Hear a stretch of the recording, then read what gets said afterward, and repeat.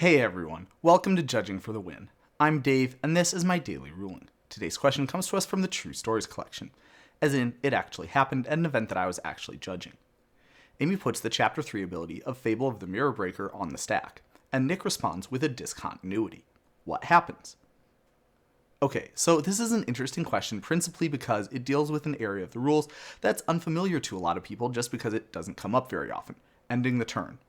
As you can see here, ending the turn entails following a specific process involving several steps in order.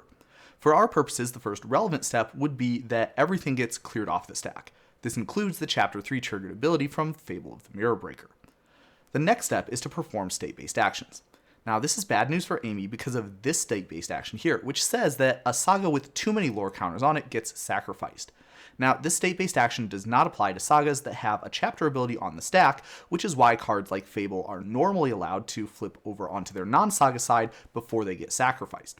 Unfortunately, we cleared everything off the stack in the previous step, so that's not going to help us out here. Accordingly, during this state-based action step, Amy will have to sacrifice the Fable of the Mirror Breaker.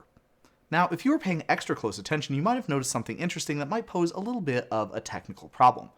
The step where everything gets taken off the stack said that the discontinuity itself is also going to get exiled. As flavorful as that might be, isn't it a bit of an issue? After all, the discontinuity isn't on the stack anymore. How could the game keep following its instructions?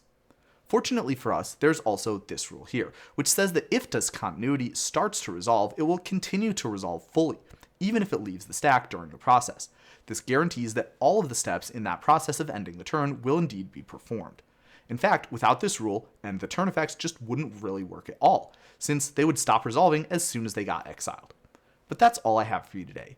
How did you do? Join me again next time for another daily ruling, but until then, I hope you have a great day.